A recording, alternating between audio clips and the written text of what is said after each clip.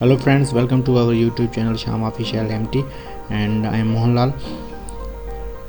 तो हम हाजिर हुए हैं एक नए वीडियो में। इस वीडियो में जो हम CSS PCS PMS या जो कॉम्पिटिटिव एग्ज़ाम्स हैं UPSC या IAS के, तो उस हवाले से जो ऐसे आते हैं उनकी आउटलाइन जो है हम आप तक पहुंचा रहे हैं और होपफुली कि ये आउटलाइन जो है आपको बहुत मदद करेंगे अपने जो ऐसे बनाएंगे उस हवाले से। तो आज हम जो ऐसे कर रहे हैं वो पाकिस्तान की जो इकोनॉमिक क्राइसिस है उस पर कर रहे हैं, उसके क्या काजेज़ हैं, इम्पेक्ट क्या हैं और उनके सजेशंस वगैरह क्या हैं। तो टॉपिक जैसे हमने ऐसे जस्टली ये लिखा है ताकि जैसे जो आपको पता है कि जैसे टॉपिक होगा उस हवाले से ही हमें ऐसे जो है अडॉप्ट करना है और लिखना है। तो जैसे ये टॉपिक है पाकिस्तान इन deep economic crisis, causes, impacts and way forward. तो ये सारी चीज़ें हम ऐसे में जो है कवर करेंगे। तो सबसे पहले आउटलाइन हम लिखेंगे। हमने लिख दिया आउटलाइन में। पहले हम थीसिस स्टेटमेंट देंगे। थीसिस स्टेटमेंट में जो है ऑब्वियसली हम देख रहे हैं कि पाकिस्तान जो इकोनॉमिक क्राइसिस में है काफ़ी अरसे से, तो हम उसको अडॉप्ट करेंगे कि पाकिस्तान जो है काफ़ी इकोनॉमिक क्राइसिस के जो फेस कर रहा है और नो डाउट और बहुत सारे रीज़न्स हैं। तो उस हिसाब से हम थीसिस स्टेटमेंट देंगे और जो है हम उसके बाद इंट्रोडक्शन भी आपको जैसे हमने पहले भी बताया कि ये मिरर ऑफ है ऐसे होता है। तो हमने जो प्रिसाइज़ करके सारा जो आउटलाइन बनाई है उस हिसाब से उसमें वो चीज़ें डालेंगे ताकि एग्ज़ामिनर को पता चले कि इस ऐसे में हमें क्या पढ़ने को मिलेगा। और याद रखें कि आपका जो आउटलाइन और जो इंट्रोडक्शन है वो बहुत ही इम्पॉर्टेंट है। वो जितना अट्रैक्टिव होगा तो उसको जो एग्ज़ामिनर है उसको पढ़ने की एक चाह होगी, आगे पढ़ेगा। और तो इस हिसाब से पूरा ऐसे तो कोई भी नहीं पढ़ता, पर जो आपके जो पहले जो पैराग्राफ होते हैं वो और जो लास्ट में कंक्लूजन और ये चीज़ें आपकी सही नमूने कवर हो गई तो होपफुली आप जो है पास हो जाएंगे। तो सबसे पहले जो हमने लिखा है current scenario of Pakistan economy. तो सबसे पहले जो है या तो हम टर्म डिफ़ाइन करेंगे जो इकोनॉमी क्या है, वो तो यहाँ पर ज़रूरत नहीं है, पर जो है हमें जो पाकिस्तान की जो करंट इकोनॉमिक सिनेरियो है वो लाजमी बयान करना है। जैसे करंट अकाउंट डेफिसिट है।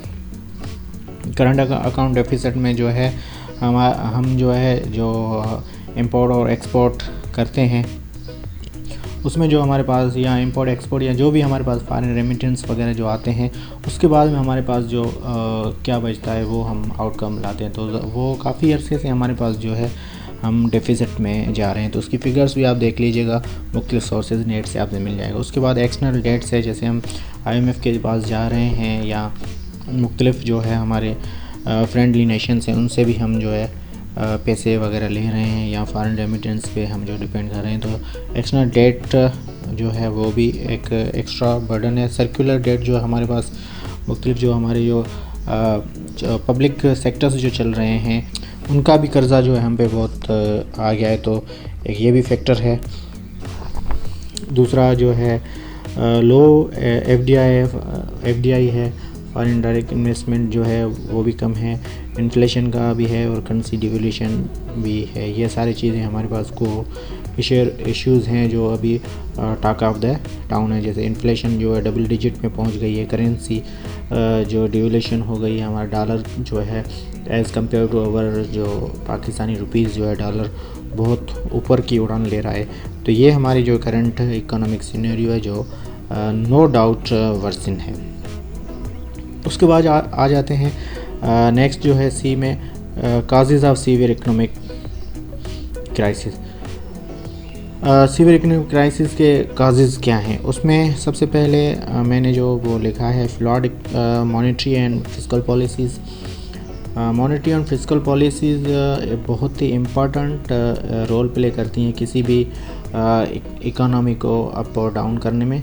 तो उनमें बहुत सारी जो वैल्यूएशन है, कभी कभी जो है हम बिना सोचे समझे ये अपनी करेंसी को डिवैल्यू कर देते हैं कि हम जो है ज़्यादा एक्सपोर्ट करेंगे तो या जो है या इंपोर्ट करेंगे तो उसमें हमारी जो है डॉलर के निस्बत पाकिस्तानी रुपीज़ जो स्टेबल हो जाएगी, पर जो हम सोचते हैं वैसा होता नहीं है।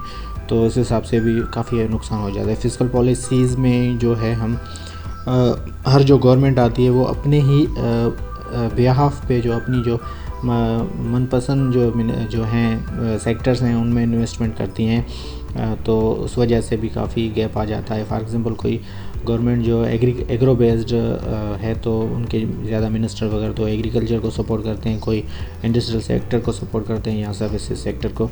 तो इस हिसाब से भी पॉलिसीज़ में बहुत सारी वेरिएशन, हर गवर्नमेंट अपने अपने हिसाब से पॉलिसीज़ लाती हैं या अपने अपने तजुर्बे कर रहे होते हैं, तो उस हिसाब से भी बहुत सारा नुकसान हो जाता है। एडवर्स बैलेंस ऑफ पेमेंट ये बहुत बड़ा इशू है। हम जो है इंपोर्ट ज़्यादा करते हैं और एक्सपोर्ट कम करते हैं, उसमें भी बहुत सारे इश्यूज़ हैं। एनर्जी क्राइसिस भी हो सकता है, हमारी जो लॉ एंड ऑर्डर नहीं है, हम जो यहाँ कॉस्ट जो है ज़्यादा पड़ जाती है, बहुत सारे ऐसे इश्यूज़ हैं जिस वजह से जो है हमारे पास पॉलिसीज़ अच्छी नहीं है एग्रीकल्चर में, इंडस्ट्रियल सेक्टर में, तो इस वजह से जो है हम ज़्यादा एक्सपोर्ट नहीं कर पाते। तो इसका जो है खमियाजा ये हम भुगतते हैं कि हमारे पास एडवर्स बैलेंस ऑफ पेमेंट जो है एडवर्स हो जाती है। उसके बाद मिसमैनेजमेंट ऑफ नेचुरल रिसोर्सेज। माशाल्लाह अपना मुल्क जो है it is the rich in the natural resources, पर अनफॉर्चुनेटली हम रिसोर्सेज का जो है सही नमूने से इस्तेमाल नहीं कर पाते। तो उसका जो रीज़न ये है कि फिर हम ऐसे, हमारे पास अल्लाह का शुक्र है सारी जो अल्लाह की नेमतें हैं, उसके बाद भी हम जो है बिजली का भी हमारे पास ब्रेकडाउन है, पानी की भी सीवियरिटी है, मतलब जहाँ जो इकनॉमिक बूस्ट करने के लिए चीज़ें हैं वो हम जो है फेस कर रहे हैं। तो जो हमारे पास नेचुरल रिसोर्सेज की अगर अच्छी मैनेजमेंट हो तो होपफुली हम जो है बहुत आगे जा सकते हैं। उसके बाद meagre tax revenue due to tax evasion. अब टैक्स एवेशन का एक बहुत बड़ा है, हम लोगों को टैक्स नेट में अभी तक नहीं ला सके हैं। कुछ पॉलिसीज़ आती हैं तो जो ये ताजर हज़रात या ऐसे कोई लोग हैं, बिज़नेस कम्युनिटी ज़्यादातर जो हमारे पास डोमिनेंट है, वो नहीं चाहती कि हम जो हमारे पास ज़्यादा टैक्स बर्डन हो। तो इस हवाले से जो प्रॉपर टैक्सेशन नहीं हो रही, बहुत सारे जो है टैक्स एवेशन टैक्स में जो है अपने आप को बचा के निकल जाते हैं और उसका नतीजा जो है हम भुगतते हैं कि जो हमें जो एक टारगेट सेट किया होता है वो हमें नहीं मिलता। देन नंबर 5 है rampant corruption and money laundering. Corruption भी एक बहुत बड़ा इशू है। जैसे हम बातें तो बहुत करते हैं, हमारे पास ऑर्गेनाइजेशंस भी हैं, पर अनफॉर्चुनेटली करप्शन पे जो अभी कोई कंट्रोल नहीं हो पा रहा। तो इस वजह से मनी लॉन्ड्रिंग में भी जो है हमारा पैसा बाहर चला जाता है। बहुत सारे ऐसे केसेस हैं पेंडिंग में पड़े हैं, हमारा जो है कब से हम जो ग्रे लिस्ट में फंसे हुए हैं। तो ये सारी चीज़ें हम अभी प्रॉब्लम फेस भी कर रहे हैं, पर जो है ये डायरेक्टली काजेज़ है इकोनॉमिक क्राइसिस का। Then number 6 over population. हमारे पास बहुत सारी पॉलिसीज़ भी हैं पॉपुलेशन को कंट्रोल करने के लिए, फिर भी पॉपुलेशन ज़्यादा है थोड़ी डाउन। उसके बाद वीक डेमोक्रेटिक गवर्नमेंट। जो भी गवर्नमेंट आती है बस ये आपस में झगड़ते रहते हैं, कोई भी मुल्क की जो है सॉवरेनिटी या जो इकोनॉमिक स्टेबिलिटी के बारे में सोचता ही नहीं। हर बंदा जो है अपने जो है पार्टी को ही इनाउंस करने के चक्कर में होता है, तो नतीजे में जो है इकोनॉमिकल हम बहुत वीक हो गए हैं। मैंने साहब टेररिज्म एंड इनसिक्योरिटी। टेररिज्म का अभी तो इतना इशू नहीं है हमारे पास, अल्लाह का शुक्र है, काफ़ी जो है चीज़ें ये कम हो गई हैं।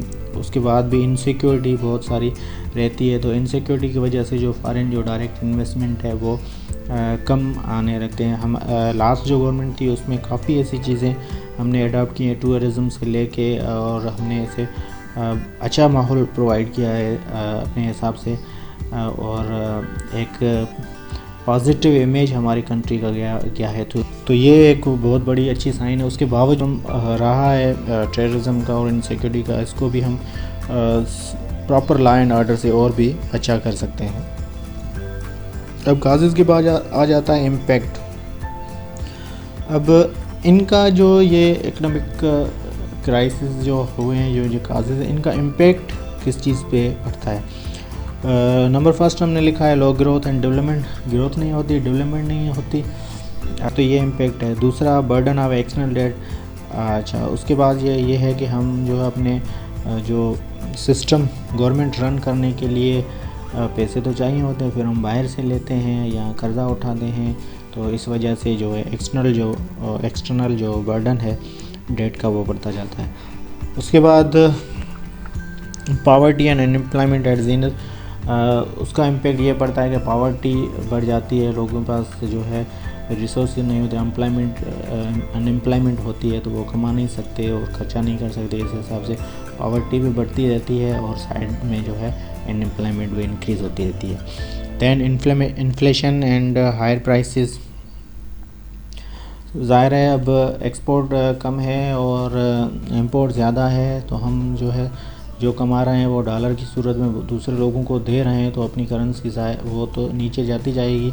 तो इसके नतीजे में जो है इन्फ्लेशन और हायर प्राइसेस बढ़ जाती हैं। इसका दूसरे भी रीज़न्स है, होर्डिंग माफिया है या जो लाइन ऑर्डर नहीं है, लोग अपने अपने रेट ले गए, मतलब महंगाई कोरोना रोके लूट रहे होते हैं, कोई कानून वगैरह ऐसी कोई बाज़दारी नहीं होती, तो उस वजह से भी आम जो है पीपल हैं, गरीब आवाम है, वो भुगतती है।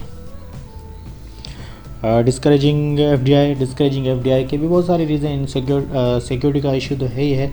उसके बाद जब गवर्नमेंट्स के जो लोग आपस में लड़ रहे होते हैं, उनको पता नहीं होता अगले पल में पता नहीं क्या होने वाला हो, गवर्नमेंट रहेगी जाएगी, कोई किसी के ख़िलाफ़ क्या कर रहा है, कोई किसी की क्या कर रहा है, तो बाहर से जो फॉरेनर हैं, जो इन्वेस्टर हैं, वो भी घबराते हैं। तो वो जब ऐसी कोई सिचुएशन होती है तो अपना जो भी इन्वेस्टमेंट है बाहर निकल के जाते हैं, और तो इस हवाले से जो है एफडीआई डिस्करेजिंग हो गई है।